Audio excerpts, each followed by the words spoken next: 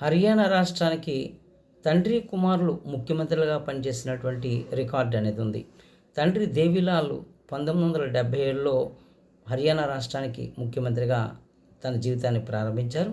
అదేవిధంగా దేవిలాల్ గారు తర్వాత కాలంలో 2 సార్లు ఉప ప్రధానిగా, విపి సింగ్ ప్రధానిగా పనిచేసిన కాలంలోనూ, చంద్రశేఖర్ ప్రధానిగా పనిచేసిన కాలంలోనూ ఉప ప్రధానిగా పనిచేశారు.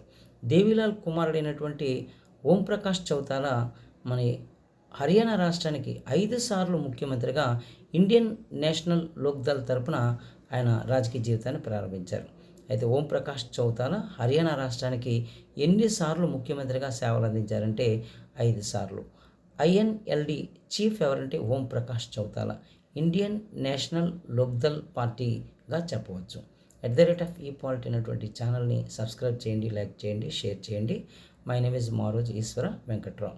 మరి హర్యానా రాష్ట్రంలో దేవిలాల్ ముఖ్యమంత్రిగా పనిచేసేటప్పుడు ఆయన వరుస క్రమంలో 5వ ముఖ్యమంత్రి కాగా, మరి ఉప ప్రధానిగా అయినట్టయితే దేశానికి 2 సార్లు ఆయన సేవలు అందించడం జరిగింది.